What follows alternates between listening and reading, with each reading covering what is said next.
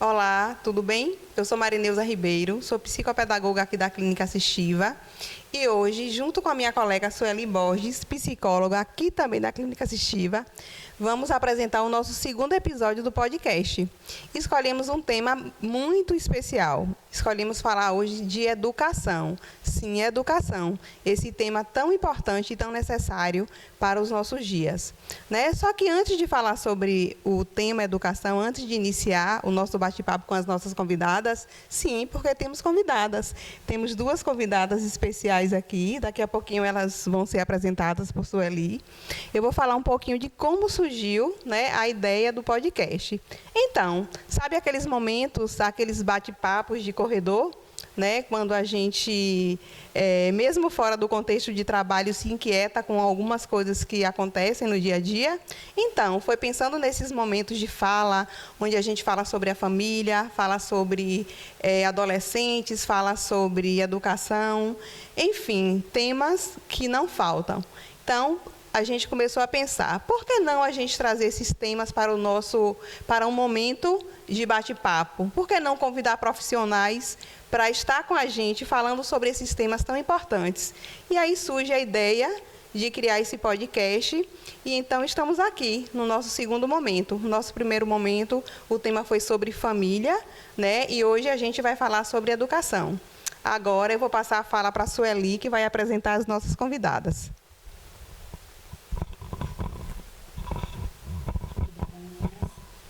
Então, já fui apresentada, não preciso repetir. A gente está aqui com duas pessoas maravilhosas, uma delas foi minha colega, tenho esse prazer de reencontrá-la. Então, a professora Clara Galo, pedagoga, especialista em educação infantil, realiza atendimento pedagógico individualizado de crianças no período da alfabetização. Mais de 20 anos de experiência na educação infantil. Contadora de história, o perfil dela do Instagram é @professora.claragalo no Instagram e o canal do YouTube é professora.claragalo. Né, Clara? Joia. E Ana Beatriz, para os íntimos, Bia, Ana Beatriz Araújo, minha colega, pedagoga, especialização em desvios do desenvolvimento, especialização em psicopedagogia, professora do AEE, Atendimento Educacional Especializado para Estudantes com Deficiência Intelectual, T21, Síndrome de Down e TEA, criadora do perfil @inclusãopossível.oficial e no canal do YouTube Inclusão Possível. Então, iremos hoje ter uma conversa, um bate-papo bem legal com essas duas pessoas que estão aqui a brilhantar o nosso momento do podcast, tá certo? Aí, nós, nas nossas elucubrações, pensamos numa poesia para que a gente pudesse iniciar esse tema. E começamos com Rubem Alves. Há escolas que são gaiolas e há escolas que são asas. Escolas que são gaiolas existem para que os pássaros desaprendam a arte do voo. Pássaros engaiolados são pássaros sob controle. Engaiolados, o seu dono pode levá-los para onde quiser. Pássaros engaiolados sempre têm um dono. Deixaram de ser pássaros, porque a essência dos pássaros é o voo. Escolas que são asas não amam pássaros engaiolados. O que elas amam são pássaros em voo. Existem para dar aos pássaros coragem para voar. Ensinar o voo, isso elas não podem fazer, porque o voo já nasce dentro dos pássaros. O voo não pode ser ensinado, só pode ser encorajado. E é exatamente essa a nossa proposta, de que as nossas crianças, os nossos jovens possam voar e voar livremente por esse universo mágico de fantasia, porque é isso que nos encoraja, É que eles possam deixar que a fantasia deles falem e a partir daí esse aprendizado de um letramento que é necessário, mas que possam voar e voar cada vez mais alto. Ok? Com você, Mari, de novo a palavra. O que não falta é o que falar sobre esse tema. A educação realmente é o que nos move, Então, assim, para dar continuidade aqui ao nosso podcast, eu vou trazer aqui o nosso tema. O tema escolhido foi as interfaces da educação como ferramenta de transformação. E pegando o gancho da poesia que Sueli acabou de ler para a gente, eu fiz aqui, né, um pequeno texto que diz o seguinte: as diversas transformações que a sociedade vem passando nas últimas décadas impactaram a forma como vivemos, nos relacionamos com o outro e com o ambiente de forma geral. Na educação, esse processo não seria diferente. Dessa forma, entende-se que, de fato, muitas mudanças ocorreram no universo da educação. Diante desse cenário atual, o que se pode esperar e quais caminhos possíveis para uma educação onde o aluno seja protagonista do seu próprio fazer, tornando-se um sujeito crítico e capaz de construir o seu próprio pensamento? Né? Então, eu agora vou passar a fala para vocês, né?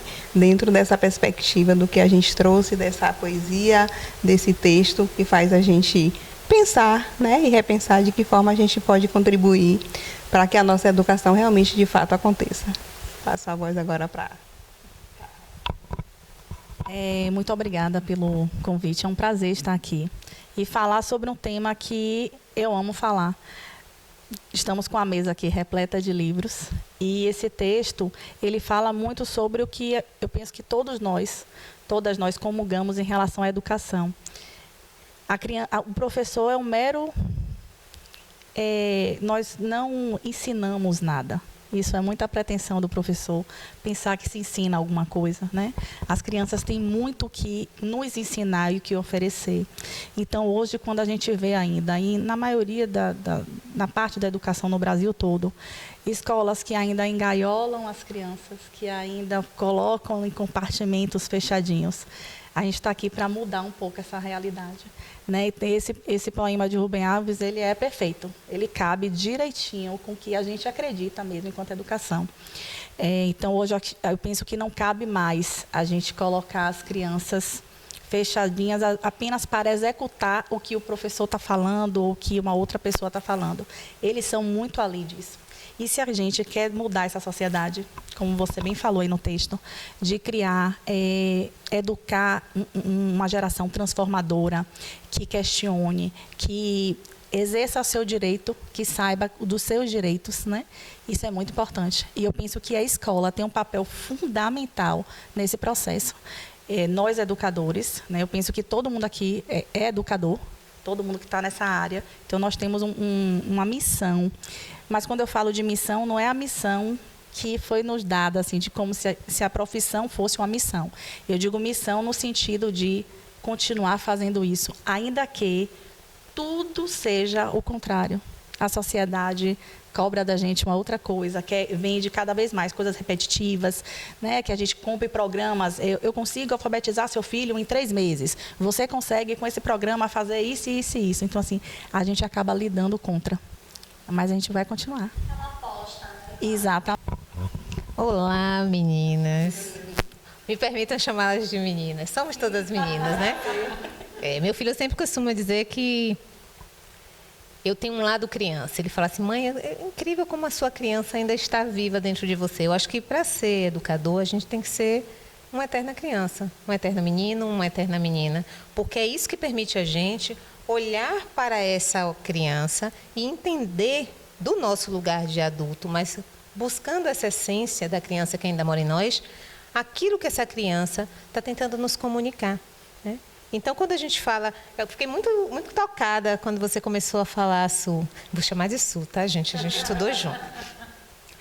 Quando Su começou a falar e declamar o poema, esse poema toca tão fundo em mim, e eu acho que toca tão fundo em todos nós, porque quando a gente diz que há escolas que são gaiolas e há escolas que são asas, a gente está, no fundo, dizendo que a gente está buscando para as nossas crianças um voo que faz parte delas, né? Porque o voo está para o pássaro como A inclusão que eu tanto defendo e que tanto se fala hoje em dia está para a educação. Quando a gente fala de criança, a gente está falando de todas. E as nossas crianças, elas precisam voar, elas precisam ser protagonistas do seu próprio processo de aprendizagem. Quando a gente fala de alfabetização, quando a gente fala de letramento, quando a gente fala de colocar a criança nesse lugar em que ela constrói, em que ela produz, em que ela é capaz de comunicar, tanto oral, né, no oral quanto no escrito, a gente está dizendo dessa criança que tem um lugar na sociedade, que tem uma cultura, que é produtora de cultura, né? E a gente precisa sair desse modelo de educação jesuítico que a gente insiste em perpetuar.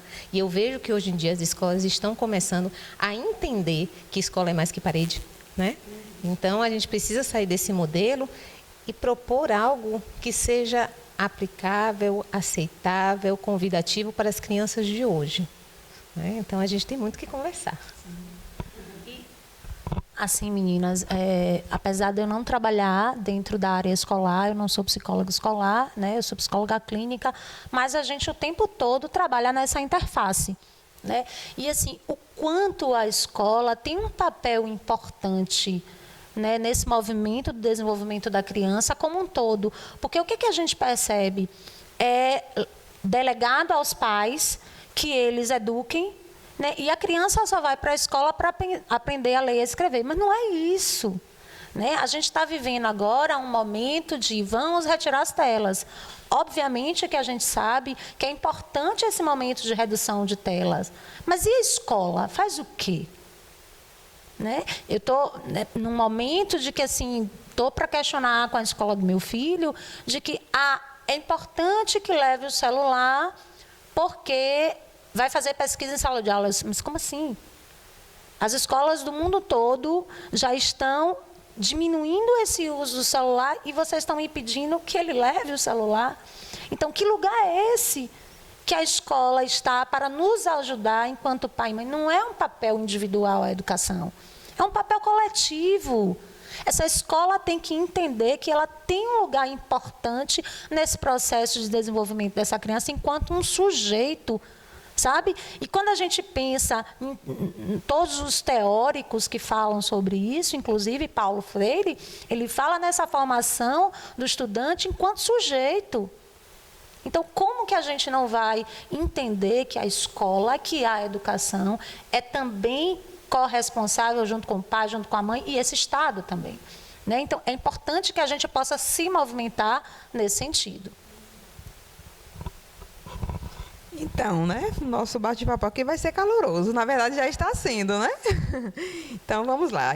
E para brilhantar mais ainda o nosso bate-papo, eu vou começar aqui com as perguntas, né? Vou fazer a primeira pergunta. Fale um pouco sobre o lúdico no processo de aprendizagem. Quais os instrumentos que podem ser utilizados para favorecer esse processo? Falar sobre o lúdico nada mais é do que... Primeiro, eu gosto de pensar sobre o que é que a gente pensa enquanto infância. O que é que significa? O que é uma criança? Há muito tempo atrás, as crianças eram apenas reprodutoras do que os adultos pediam para ela fazer, né? E aí a gente via muitas atividades que a criança, como Bia falou, ela nunca era protagonista. Sempre aparecia como segundo plano. Então, para ter esse momento, primeiro eu tenho que identificar e valorizar essa infância como algo, é um sujeito, por mais que ele tenha 2 anos, alguns meses, 5 anos, não importa. Ele vai ter a vontade dele, ele vai ter os desejos. Então, quando a gente coloca na sala de aula essa nova geração que você estava falando e continua utilizando instrumentos lá da nossa época, não que nós somos velhas, né? Mas assim, de algum tempo atrás, é claro que não vai oportunizar uma relação significativa com o aprendizado. Então, o que a gente costuma fazer, o que eu costumo apresentar para as crianças, são sempre conteúdos que dizem respeito ao interesse deles. Então, por exemplo, se eu estou numa turma e eu vou trabalhar determinado tema, a gente utiliza muitos instrumentos. Estou aqui com os livros. Né? Então, assim, é um dos principais instrumentos nesse processo de alfabetização, falando propriamente disso. E lembrando que o processo de alfabetização ele não começa e termina no mesmo ano. Não é mesmo, Bia? Muitas famílias ficam, por não conhecer mesmo, eles não têm a obrigação de saber, isso é uma coisa da nossa área, mas eles ficam naquela ansiedade. E aí, vai começar a ler? Poxa, meu vizinho já leu. Não sei quem já leu com tantos anos. Então, ele começa o processo de alfabetização desde que a criança aparece no mundo. Porque, assim, na maternidade, ela já tem na pulseirinha dela o nome dela, já tem com o peso dela, ela já está no ambiente letrado. E isso vai intensificando a cada ano escolar. É claro que nós temos séries que são marcos, né? E que a gente entende que tem alguns critérios que as crianças precisam dar conta para passar para outra série. E quando não dá conta, o que é que ficou faltando? Como é que a gente precisa fazer? A Bia vai falar isso de uma forma magnífica, né? Então, assim, o que eu penso que é muito importante, primeiro, as atividades elas precisam ser repensadas. O papel é importante utilizar? Sim, é muito importante. Eu sempre falo com as famílias, mas assim, existem muitas atividades, muito conteúdo que é dado nas narrativas e que nem sempre a gente passa por papel. Uma criança, por exemplo, que não tem ainda tanto desenvolvimento da fala, e aí, eu não vou avaliar essa criança vai ser julgada por conhecer menos, porque não tem, entende? Então, assim, eu penso que a gente como educador, precisamos ter um cuidado muito grande. Então, as crianças precisam, sim, refletir sobre a escrita, pensar, não, eu acho que começa desse jeito, a palavra, ou então, o que é que a gente pode utilizar aqui de mecanismo? Então, tem jogos que podem ajudar, tem as histórias que podem ajudar, pensando sempre em alerta. Nada de colocar, por favor, ainda tem muito. Por exemplo, ler uma história para fazer interpretação. Não, gente, não precisa. Então, as histórias têm que ser algo prazeroso. É claro que a gente pode e deve depois procurar saber se a criança teve o entendimento daquilo. Claro, esse é o papel nosso, de mediar a leitura, de fazer intervenção com a leitura. Mas isso não pode ser algo maçante e cansativo. Como muitas de nós passamos por essa experiência, de, por exemplo, ter que ler um livro por obrigação de ter que responder aquilo. Então, assim, eu penso que o lúdico ultrapassa o espaço da sala. Eu posso muito bem descer com minhas crianças ao ar livre e propor uma atividade riquíssima e que ela vai aprender muito, muito mais do que se ela tivesse sentada na cadeira, apenas reproduzindo, sei lá, algumas palavras que eu colocasse no quadro. Entende? Então, assim, isso é algo que ainda me incomoda muito. E sempre nas reuniões de pais, quando eu falo, nos meus atendimentos individuais, eu converso, porque o mercado vende muito isso. Os módulos, os papéis prontos, sabe? A parte xerografada de papel. E aí eu falo, olha, tem muitas atividades, por exemplo, a confecção de uma receita. Você faz uma receita, a criança está trabalhando ali escrita, a criança está trabalhando a parte de medidas, de quantidade, ela vai manipular o alimento. Eles amam fazer isso. E não só são pequenos, não. Os maiores também, eles adoram. E aí tem esse ponto que quando eles vão crescendo, por exemplo, uns 8 anos, aí não se faz mais isso, porque eles já são maiores, só que eles precisam tanto. Então, eu penso assim, que o lúdico precisa existir. E como o Bia falou, quem trabalha na área de educação, principalmente quem trabalha com crianças pequenas, elas precisam ter essa criança dentro delas. Senão, gente, nem vá. Não adianta. Se você não quiser sentar e se sujar, se você não quiser estar com a unha mal feita, se você não quiser estar descabelada, não vá, porque a gente precisa estar em contato com eles. E eles chamam o tempo inteiro. Então, não posso, não tem como, né? Então, eu penso que essa discussão vai ficar aqui e eu acredito, e é o que eu espero, que inquiete muitas professoras, né, muitas famílias que estejam escutando, de se acalmar, de oferecer. Quando eles falam assim, o que é que eu posso fazer para meu filho começar a ler? Ele se interessar, eu disse, leia para ele. Você precisa... Você precisa ser o principal modelo, sabe? Então, assim, é isso, é continuar investindo. O professor também precisa investir nele. Então, assim, eu proponho faço meu planejamento, proponho uma atividade. Não deu certo ali, eu preciso ter minha segunda opção, sempre assim. Então, é isso, o lúdico existe e precisa estar dentro da sala o tempo inteiro e fora da sala, né? Eu queria, assim, se me deixar, eu vou falar a noite toda, né? Eu queria falar algo em cima do que você trouxe, Clara, 2 situações. né? Uma diz respeito à nossa sociedade capitalista e que cobra o tempo todo esse lugar de não, eu tenho que estar na primeira série, na segunda, na terceira, na quarta, passar no vestibular e eu tenho que fazer o Enem. Ai, fiquei até sem fôlego. Por que é isso? Ah, Sueli, mas isso não é importante? Tem o seu lugar. A gente não está dizendo que não é importante entrar na universidade, né, fazer mestrado, doutorado e por aí lá vai. Não é não ser importante, mas é entender que isso vem de uma forma natural. Como você colocou, né? Essa criança precisa ter esse desejo por aprender da melhor maneira possível e, consequentemente, ele vai ter o desejo por entrar na universidade e fazer o mestrado, o doutorado, seja lá o que for. Mas, infelizmente, foi imbuído goela abaixo de que é assim que tem que ser. E aí perde-se o encanto, né? E aí uma outra coisa que me chamou a atenção, eu enquanto mãe, né, meu filho leu um livro e fez a prova, né? E depois que fez a prova do livro, né, o paradidático, foram ao Pelourinho. Era um livro que falava sobre... Aí eu botei a escola, né, postou e tal. Aí eu fiz assim, poxa, que legal a ida. Agora deveria ter sido antes da atividade escrita. Porque os meninos teriam absorvido muito mais o conteúdo do livro, a vivência que eles tiveram com a leitura, a partir da prática, e com certeza o resultado teria sido muito mais bacana. Uma vivência muito mais rica. Exatamente. Né? E as escolas se perdem porque terminam engaiolando os meninos. Né? E aí eu vou estender essa pergunta para a Bia. Né, dentro da experiência dela, né, como Clara já trouxe, e aquela criança que tem uma dificuldade, por exemplo, na fala, na comunicação, como é que é feito esse trabalho com o lúdico, dessa inserção? Quando a gente fala de lúdico, a gente está falando de tudo aquilo que pressupõe um envolvimento profundo.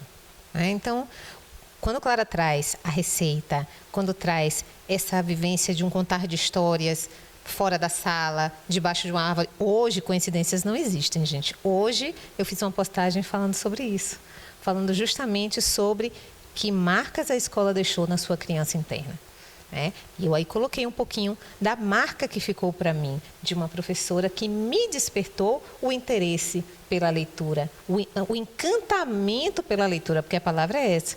Né? Que permitia que a gente manipulasse os livros, que permitia que a gente escolhesse o livro que queria ler, que queria folhear, que queria levar para casa, que saía da sala de aula e colocava todos nós para ler debaixo de uma árvore. Né? Eu lembro até hoje, ainda coloquei no texto, eu lembro até hoje do gosto das pitangas. Né? E o que me tornou uma leitora proficiente e o que me despertou como educadora, o desejo de fazer desse espaço, dessas 4 paredes da sala, e das possibilidades da escola, muito mais do que um espaço físico, um espaço onde o aluno é protagonista. Foi justamente esse despertar para essa leitura do livro de história como fruição, né? Da receita com função, com vivência. Então, isso ele não se limita, né? Não está circunscrito à criança que não tem uma dificuldade ou uma deficiência. Crianças são crianças. Então, quando a gente pensa nas nossas crianças em todas, a gente tem que pensar o que pode ser significativo para elas e como é que eu posso aproveitar do que é significativo para que elas possam descobrir o encantamento que está dentro de cada livro, o encantamento que está no teor de cada texto. Porque a gente lê quando? A gente lê para quê? A gente lê porque a gente quer ler, porque a gente está com vontade, por fruição. A gente lê porque a gente precisa tomar um remédio e a gente precisa saber como é que toma. A gente lê porque a gente quer fazer um bolo para levar para nossa avó ou para aquela pessoa querida. A gente lê para tanta coisa na vida. E a leitura na escola é sempre, ou quase sempre, uma leitura engessada. De uma aula enquadrada, emparedada, que tem que ser tudo ali dentro daqueles tempos. Ah, mas é o modelo de escola. Tudo bem. É o modelo de escola que a gente tem, mas a gente pode desconstruir um pouco isso e transformar e transcender isso através de práticas simples. Eu que trabalho atualmente eu trabalho com adolescentes. Eu trabalhei dos 2 aos 16 anos até hoje com crianças com deficiência intelectual, transtorno do espectro do autismo e síndrome de Down, que hoje a gente costuma chamar de T21. Entre outras questões, porque geralmente as crianças têm uma condição associada a outra condição, que são as comorbidades. Sempre foram crianças e adolescentes. E hoje eles chegam para mim com essa lacuna. Por quê? Porque isso não foi feito na infância. Porque essa alfabetização que não começa no grupo 6, essa alfabetização que começa bem lá atrás, com esse corpo sendo trabalhado, com essa linguagem sendo trabalhada, com essa interação, essa leitura de mundo sendo trabalhada, com tudo isso que vai fazer esse sujeito desembocar lá na frente, no papel e no lápis, que é a pontinha do iceberg, não foi feito. Ou foi feito muito pouquinho, percebeu que essa criança apresentou um entrave ali? Não, mas tem a atividade seguinte, e tem a atividade seguinte, e tem o trimestre seguinte, e tem o ano seguinte. E aí a gente vai atropelando as coisas e os meninos vão ficando com buracos, com lacunas.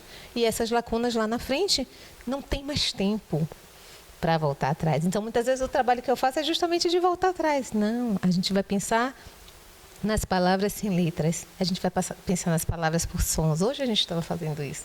Brincando com os sons. Vocês sabiam que as letras têm sons? As letras têm mais de um som, e aí a gente ficou manipulando aquele alfabeto. E mas o A não é só A? Não, A é o nome da letra. Então, o A na casa é A. O A na cama é o mesmo A da casa. E aí a gente foi brincando com isso e trabalhando isso. E no final o desafio deles era descobrir que palavra que eu estava falando, só falando os fonemas separados. E não podia escrever, tinha que desenhar aquilo que ele imaginou a partir dos fonemas. E aí a gente foi brincando, e a aula passou, o atendimento, na verdade, passou, porque o que a gente precisa é mobilizar esse cognitivo desses meninos e meninas, mas de uma forma que envolva. E olha quantas possibilidades. Então, você faz o sujeito pensar, né? Você não dá a receita pronta, né? Você leva algo que faz com que ele pense, reflita e crie estratégias para poder te dar uma resposta, né? E essa é a grande diferença, né? E nessa escola, e aí eu trago esse contraponto, né, com a escola comum, quando a gente vai conversar com a escola, quando a gente vai fazer capacitação, a gente está sempre trazendo isso. Todas as crianças têm potência, todas as crianças têm possibilidades, mas se você não se propõe a descobrir qual é a potencialidade daquele seu aluno e a trabalhar essa classe, não como uma classe homogênea, porque isso não existe, né? Mas como uma classe com todas as suas diferenças, as diferenças como riquezas que são somadas para produzir o perfil dessa classe, a construção dessa classe, você consegue trabalhar e trazer um pouquinho de cada um para aquele trabalho que é do coletivo. E aí existe uma construção de uma história. E o que é uma construção de uma história? Uma construção de uma narrativa. A gente está trabalhando dentro do contexto da alfabetização, do letramento, para que eles possam pegar um texto e a gente não precisar dizer assim, quem é o autor? O que estava no primeiro parágrafo? Quem era o dono da casa? Como terminou a história? Não, não precisa fazer isso. A gente pode trabalhar esse texto e fazer desafios, e fazer jogos, e fazer brincadeiras, e eles vão saber o que está ali. Eles vão pegar o teu. Não dessa maneira engessada, porque ninguém gosta de trabalhar o tempo todo nessa maneira engessada e ninguém suporta, né? Então, essa alfabetização nesse modelo muito... A gente foi, não sei vocês, né? Que vocês são todas muito jovens. Mas, assim, eu fui educada assim. Esse modelo funcionou para mim, joia, mas eu tinha uma professora que ia da casinha feliz, ela fazia um castelo feliz. Porque era tudo muito lúdico, era tudo muito suave, era esse olhar individualizado, esse carinho, essa validação da potência de cada um, da característica de cada um.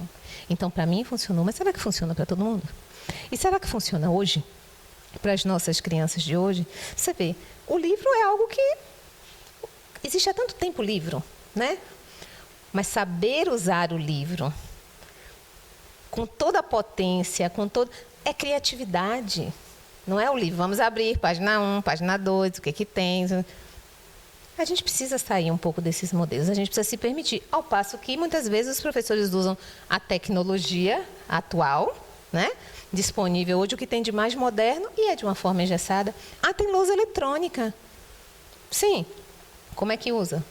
a lousa eletrônica para botar os mesmos exercícios do mesmo jeito, então não adianta. Só mudou o equipamento, mas a prática continua a mesma. Então, a gente precisa sair um pouquinho disso. Assim, eu estou aqui me lembrando, eu fiz uma leitura ontem em função de um paciente nosso, falando sobre o trabalho com o acompanhante terapêutico, né? E eu achei muito interessante o que o texto traz, é de que, assim, lá ele é acompanhante terapêutico na escola e a criança, um jovem, na verdade, tinha algumas questões e copiar da lousa era muito difícil para ele, né? E aí, em dado momento, o próprio acompanhante terapêutico entra nessa, ele é capturado pela demanda de escola, pela demanda do professor e esquece um pouco a demanda do jovem. E ele é capturado e diz, não, mas você precisa copiar a lousa. E aquilo era muito chato e tal. E aí ele começa a fazer uma escuta, né, a esse rapazinho, até o momento que ele traz uma fala e que o AT consegue despertar e dizer, de fato, você não tem que copiar nada. Né? O que está escrito aí, você pode pegar de uma outra maneira, de uma outra forma. E isso foi... O menino foi embora, conseguiu outras coisas. E a professora também, muito sensível, consegue absorver isso e entender que aquele aluno não precisa copiar o que está no quadro. Então, assim como essa situação, tantos outros meninos que têm que copiar no quadro, na verdade, no caderno, e o quanto isso pode ser difícil e pode ser maçante. Exatamente. História, geografia, ciência, matemática. Por quê? E os meninos precisam aprender a perguntar por quê. E a gente precisa estar preparado para receber esse porquê e para responder. E para dar uma resposta convincente, exatamente, inclusive para a gente. Exatamente. Porque a gente fica o tempo todo em responder à demanda do pai, à demanda do professor. E essa criança, como você falou, é esquecida.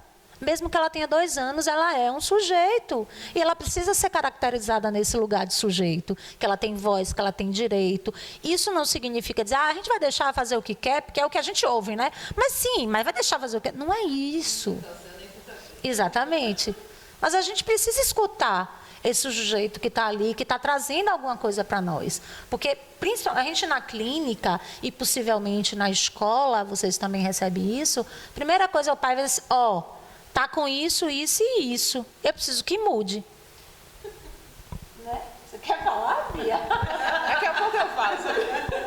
Sabe? Porque é assim que vem para a gente e possivelmente é assim que vai para a escola. Como você mesmo disse. Quando é que ele vai aprender a escrever? Quando é que ele vai aprender a ler? E aí a gente fica com a batata quente e aí o menino é esquecido completamente. E aí não é? O que ele nos traz, né? O que ele traz de riqueza, o que é que ele já sabe. Eu ouço muito dos professores, acredito que a Clara ouça também mais dos pais, mas assim, é muito uma cobrança por um resultado. O resultado tem que vir, bacana, ele é necessário. Ninguém está dizendo que não é. Mas de onde a gente está partindo? O que essa criança já traz? Não é uma folha em branco. O que essa criança já traz? O que essa criança pensa sobre isso? A criança gosta de ler, a criança gosta de interagir. Por que muitas vezes os nossos meninos e meninas têm tanta dificuldade, tanta resistência a escrever, a pegar no lápis para escrever? Eles precisam realmente expor as suas dificuldades dessa forma?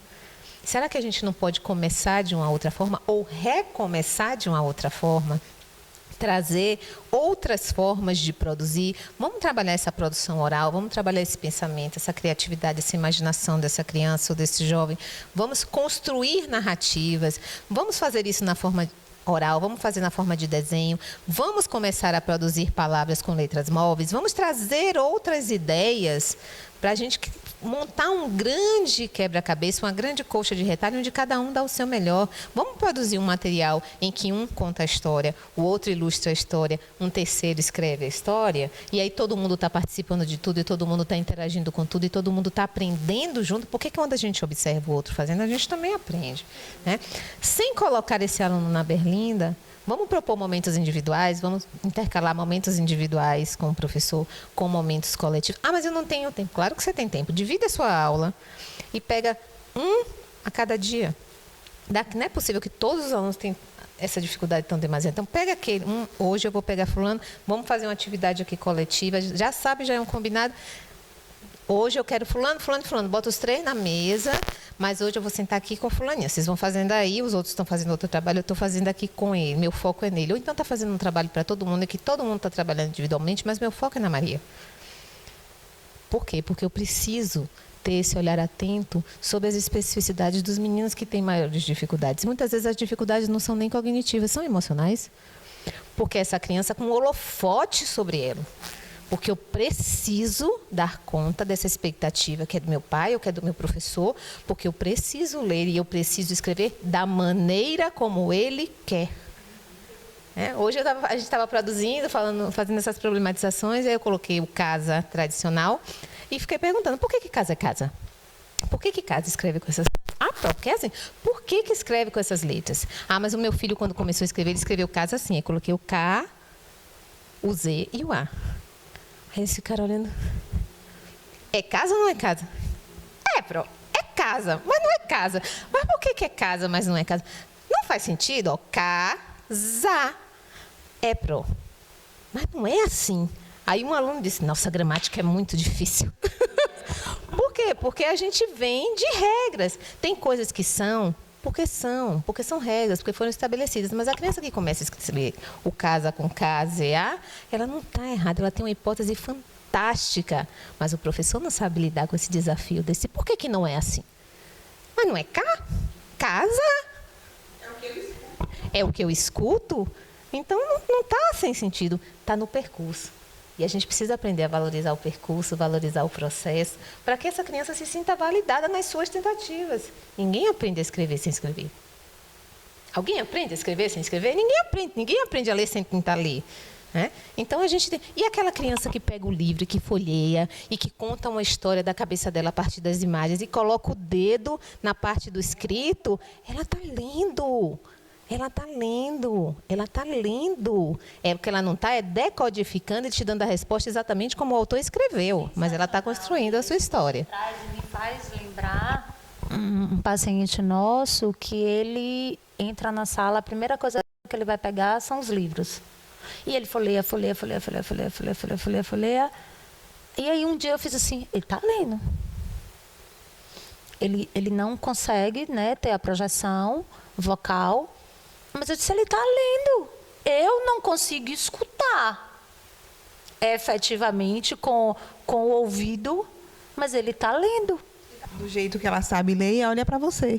E você, naquele momento, consegue fazer uma interpretação daquela leitura. A riqueza dessa leitura, para alguém que não consegue verbalizar aquilo que ela gostaria, mas que ali ela está lendo sim, ela está feliz por estar ali e ter alguém do lado que está dando essa atenção para aquele momento de leitura que ela está realizando, do jeito que ela consegue passar para o outro, não é? Quando vocês estão falando sobre isso, eu estou me vendo assim, É aquele ponto que eu falei anteriormente. Quando a gente entende o significado da infância, a gente valoriza e sabe que a criança tem um potencial de fazer tudo isso. Então, é claro que para as famílias que foram ensinadas de que a leitura só é leitura se for algo convencional, que foi imposto para a gente, de ler mesmo o código da escrita, uma criança de 2 anos jamais iria ler. Mas as crianças, elas são leitoras desde muito cedo. E elas precisam ter o contato, é um apelo que a gente faz assim. Ofereça livro para os seus filhos, mas ele é pequenininho, desde muito pequenininho, ele está fazendo a leitura dele. É de um ganho enorme. Então, assim, e saber manipular, como o Bia estava falando. Antes, na minha época, a gente tinha que ter muito cuidado com o livro. Então, cuidado, senão vai rasgar, senão vai amassar. Meu Deus, não, o livro não pode deixar para a criança. Sim, gente, vai deixar para quem? Perdi a experiência. Pois é, só eu que sou adulta, eu vou ter o contato com o livro. Não, eles precisam manipular. E manipulando que eles vão aprender com o passar do tempo. Porque é claro que uma criança de 2, 3, até 4 anos, claro que pode rasgar o livro. É claro que em algum momento ela pode riscar o livro. Mas são conteúdos também que ela vai aprendendo ao longo da vida dela, É tão pouco tempo de vida. Imagine a gente cobrar de uma criança de 5, 6 anos, 6 anos nesse mundo, 5 anos nesse mundo, é pouco demais. Então, a gente precisa, sim, dar para eles explorarem explorarem, olharem, reolharem. Eles inventam finais, eles criam novas coisas, né? Novas histórias, claro. Vamos pegar esse gancho? Vamos lá. Então, vamos lá. Pegando o gancho, né, desse momento leitura, essa exploração, o poder da leitura como transformação realmente para a educação, eu tenho aqui a pergunta para você. O poder da leitura como ferramenta de transformação para a educação. Fale um pouquinho sobre isso, né? Então, eu olhei o seu Insta e vi que você explora muito a leitura, que você traz muita contação de história. Né? E a gente sabe o quanto isso é rico para a aprendizagem. Como a criança ela se encanta pela leitura, pelo livro, pelas imagens, pelas gravuras. Né? E de que forma você consegue levar para a sua criança, para a criança que está na sala de aula ou até fora da sala de aula, esse momento de enriquecimento, de despertar o desejo, né, para essa leitura. Fale um pouquinho. Então, qual o poder, né, quais as formas que os livros, que a literatura pode transformar, né, essa criança, um novo sujeito mais lá na frente. Gente, eu ficaria aqui horas e horas listando. Tanto questões, hoje já tem até estudos que falam sobre a importância da leitura em voz alta. Até para os adultos, em relação a estudo, de você entender, de você saber a entonação, de você mudar o tom de voz. Então, tudo isso, quando eu conto histórias, eu procuro colocar, eu procuro conversar, porque além de contar histórias para minhas crianças em sala de aula, eu também faço isso no Instagram e no YouTube. Então, é alguém que está do outro lado, como nós estamos aqui. Então, você chamar a atenção dessa criança, eu converso, eu preciso chamar um pouco, sabe? Então, a leitura ela vai muito além. Quando você oferece, quando você decide investir na literatura para o seu filho, que é uma decisão. Hoje, nós temos várias opções. Nós sabemos que livros é um artigo que não é tão barato, nós sabemos disso. Mas quando a gente vai, por exemplo, num shopping, comer um fast food, é quase o valor de um livro, se não for mais. Então, são escolhas. Você pode, sim, fazer boas escolhas. Então, vira e mexe tem promoção, vou correndo, eu dou dica para as famílias. Então, a gente consegue dar um jeito. Quando você coloca isso, a criança amplia o vocabulário. A criança vai ter um poder de criticidade mais lá na frente. Ela começa a entender, desde pequena, quando a gente faz esse trabalho, elas indicam a história para outras pessoas. E quando ela tiver maior, ela não vai ser um agente passivo, nunca.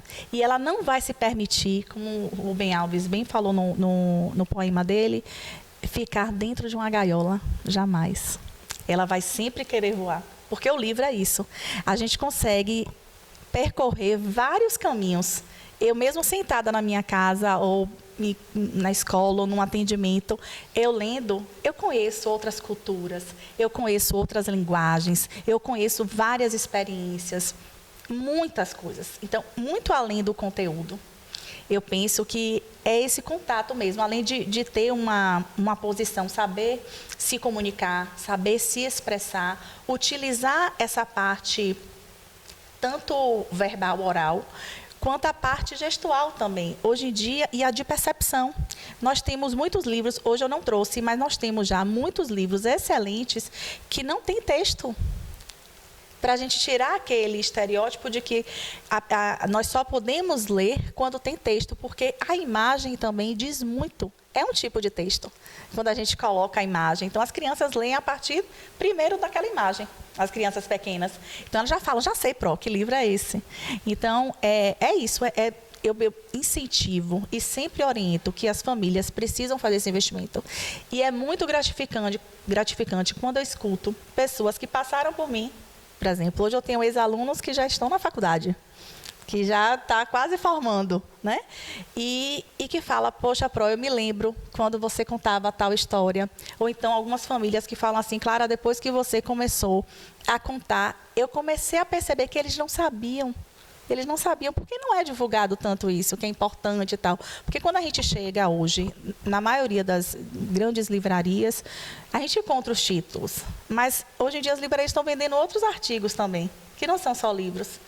Então, você fica meio que... Eu digo, não, gente, vão lá, explorem, ofereçam para as crianças. Então, eles começam a adquirir títulos e as crianças têm esse prazer. E eu acho que é nosso papel enquanto educador.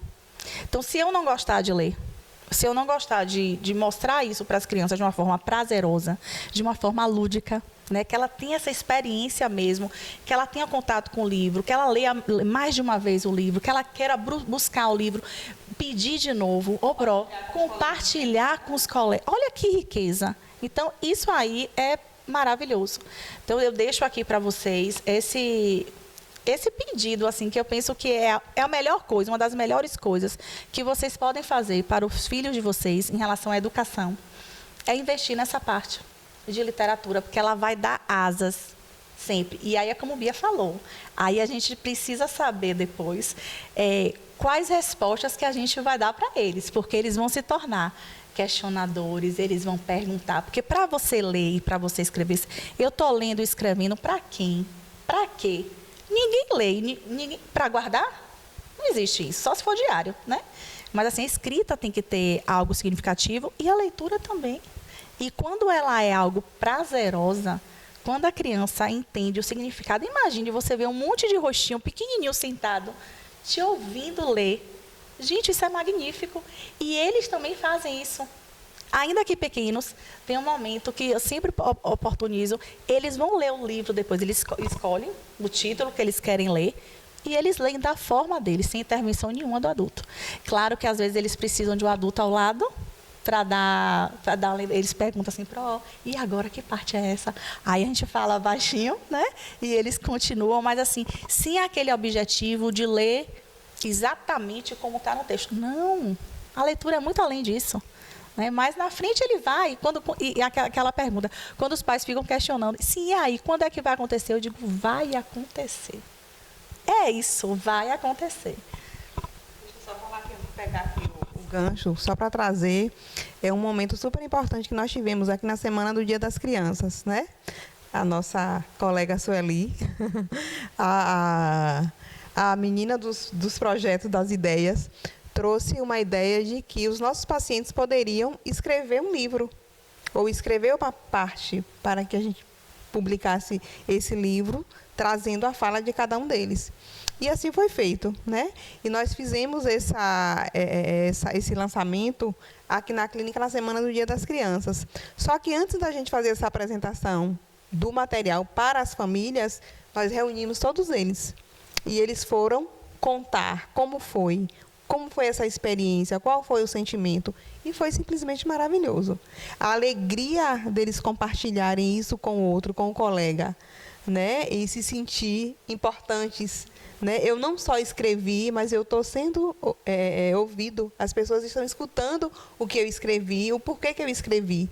Né? O que eu penso foram histórias passadas, histórias pensando no futuro, histórias vivenciadas, né? E foi assim simplesmente perfeito, né? Então, realmente crianças que saíram das gaiolas e que naquele momento colocaram tudo aquilo que elas tinham realmente de desejo, né, para poder passar para o outro.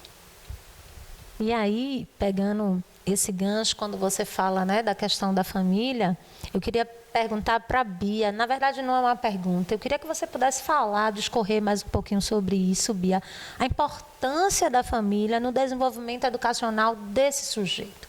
Como é isso? Como é estar lá nesse dia a dia, capturar, na verdade, essas famílias para estar junto, né, com você, com os outros professores, nesse projeto do desenvolvimento da educação dessa criança?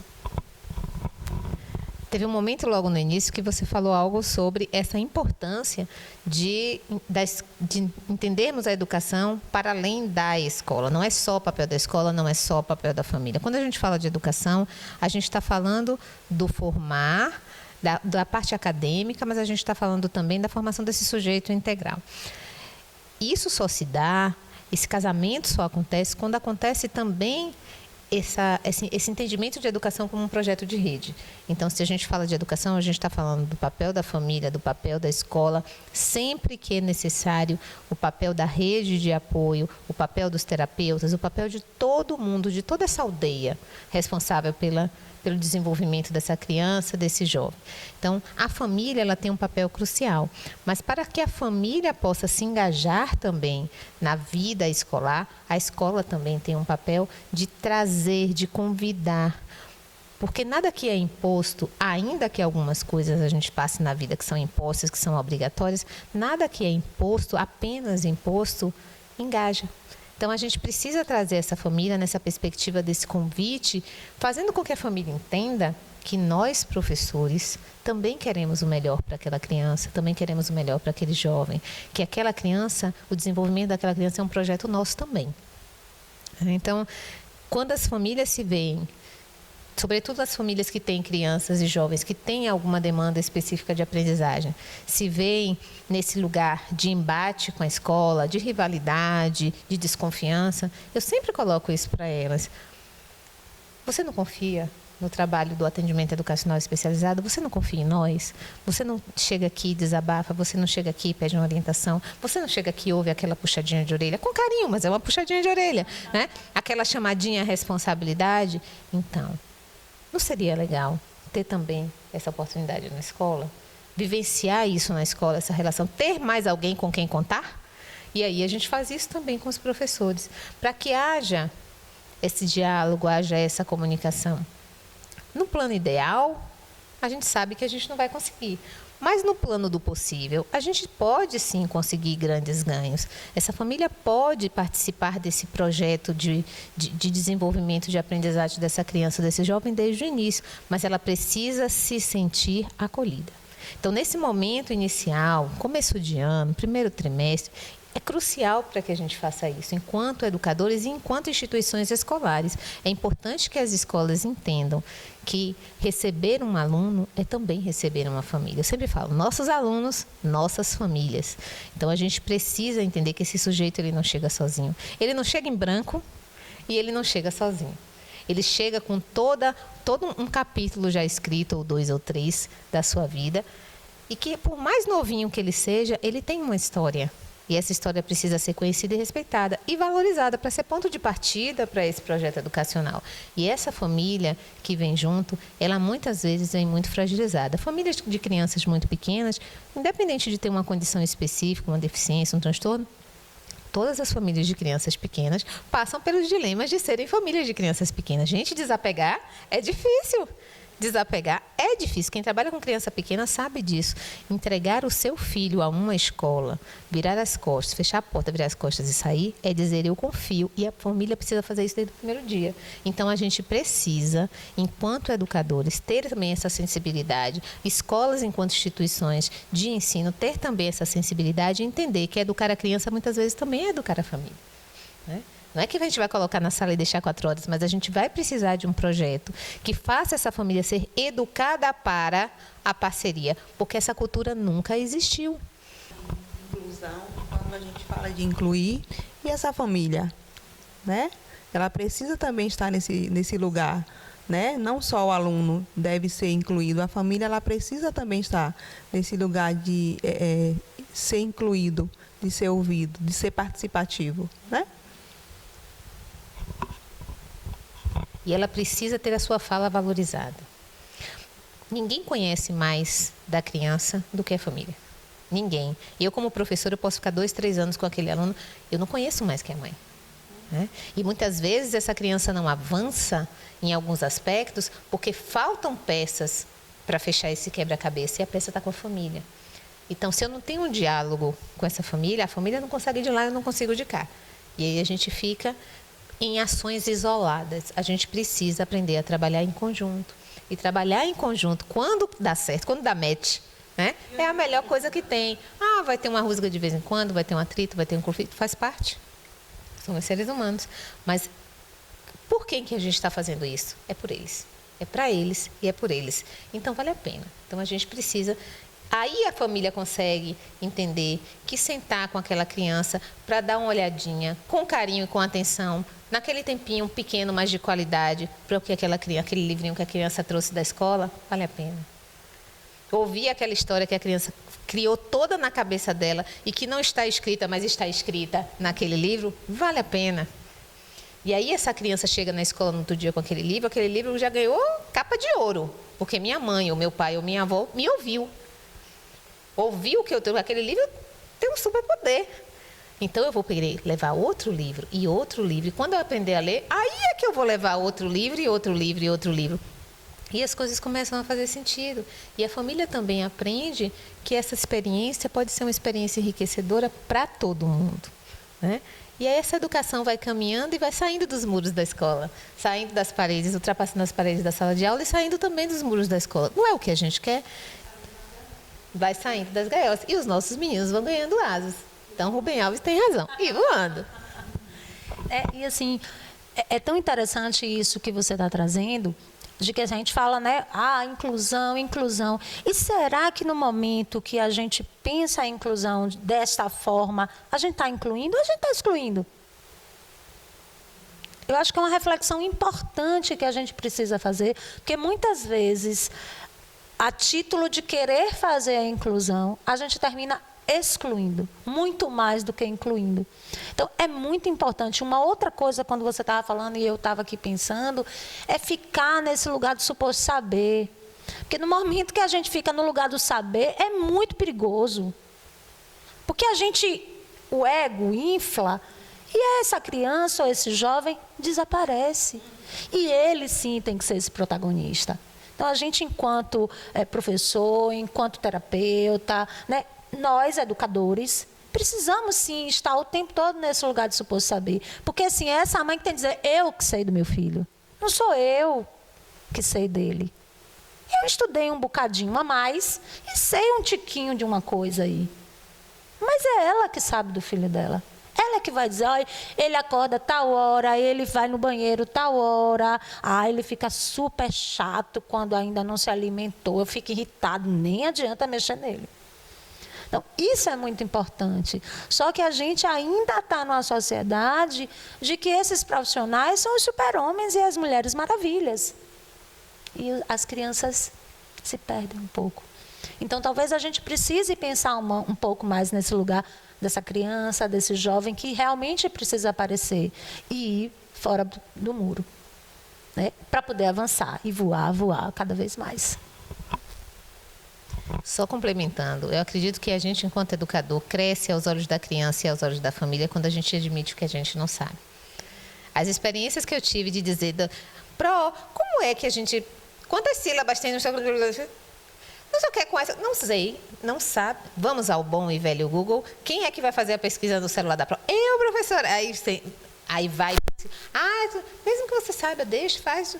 E quando você não sabe, às vezes o aluno faz uma pergunta que você não sabe, não sei. Mas eu vou pensar sobre isso, eu vou pesquisar e amanhã você me pergunta e você não pode esquecer de perguntar.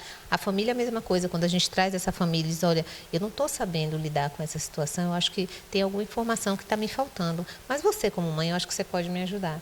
O que será que está acontecendo? Que todo dia de manhã ele chega tão irritado, é porque de uns tempos para cá ele deu para dormir mais tarde, ou então ele está dormindo, está acontecendo uma situação em casa, ele está dormindo no mesmo quarto que o irmão, e aí ele não se adaptou. Tá? Poxa, que riqueza. E agradecer por essa informação. A gente cresce aos olhos da família. A gente se torna muito mais valioso para a família, porque a gente validou a família nesse processo. É assim que se constroem relações, né? Fez uma estudo apurada, né? E é isso, o processo de educação, ele não é único. Não é. É algo muito maior. Então, somos nós, educadores, é a família. Algum especialista que a criança frequenta, né? Então, e perder esse... Eu acho que foi algo muito forte lá atrás. Como se a família fosse algo que a gente não pudesse ter contato de jeito nenhum, sabe? E aí fica a família também. Será que eu falo isso para a Pro? Nessa relação, quando o Bia fala do acolhimento, o acolhimento é a vida inteira. Nós 4, adultas, chegamos aqui nesse primeiro momento, né? Nós não precisamos ser acolhidas. Então, por que a gente fica esperando que a criança... gente, o acolhimento só vai durar tantos dias, a família não pode nem encostar aqui. Com data marcada não existe, são relações, as relações são construídas. Às vezes a gente conhece uma pessoa há anos e nem conhece direito. Imagine uma pessoa que acaba de nos conhecer e entregar a joia mais preciosa que eles têm. Então, assim, é pensar nessa educação no completo, como um todo. É eu participando enquanto professora, eu colhendo a informação da família, que é a que mais sabe, e a família também contribuindo comigo e eu contribuindo com eles. Né? Eu penso que é o que a gente ganha, e nós, enquanto profissionais também, enquanto professor. Pois é, né? Perdi até o fôlego agora. Com essa discussão tão rica, né, gente? Falar de educação é isso. É ouvir, né, e pensar na possibilidade de escuta, né, de entender que ninguém sabe tudo, que estamos aqui hoje, cada um aprendeu um pouquinho mais, né, com cada fala. E a gente cresce, o conhecimento ele é rico, né? E a riqueza ele nasce nesses pequenos encontros. E é justamente, né, através desses pequenos encontros que a gente convida todo mundo a assistir esse podcast, né? Que a gente traz essa riqueza sobre a educação e seguir a nossa página, o nosso canal, porque vem novidades por aí, novos convidados, né? E assim, agradecer as nossas convidadas. Foi um prazer imenso, né? Recebê-las e ouvi-las, né? Com essa riqueza de conhecimento. Se vocês quiserem falar mais alguma coisa, fiquem à vontade.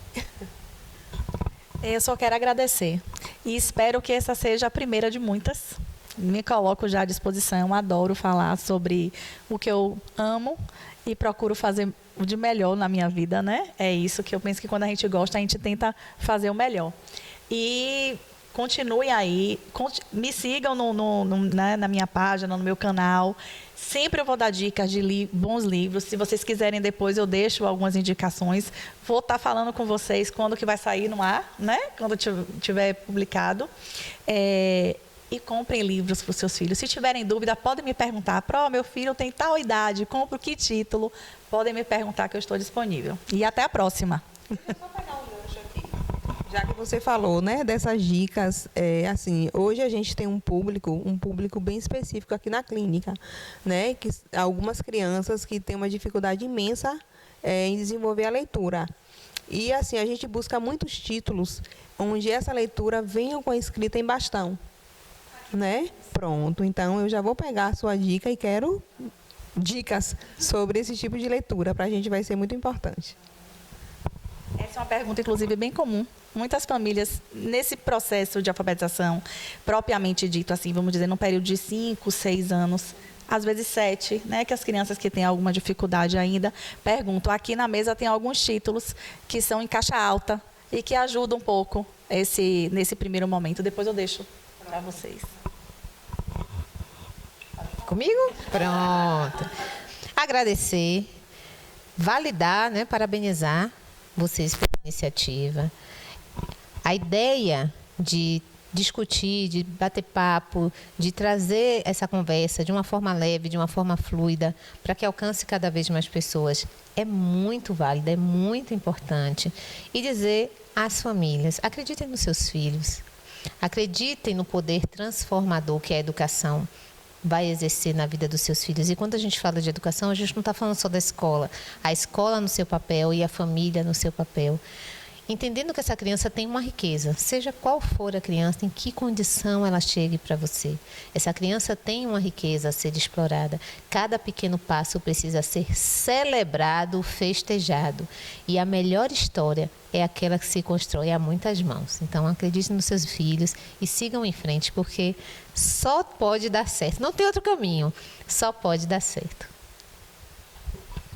Eu só tenho a agradecer a vocês. Muitíssimo obrigada pela presença. A gente fica imensamente feliz com a estada de vocês aqui, né? Reencontro com Bia. E é isso. Obrigada a todos. Boa noite.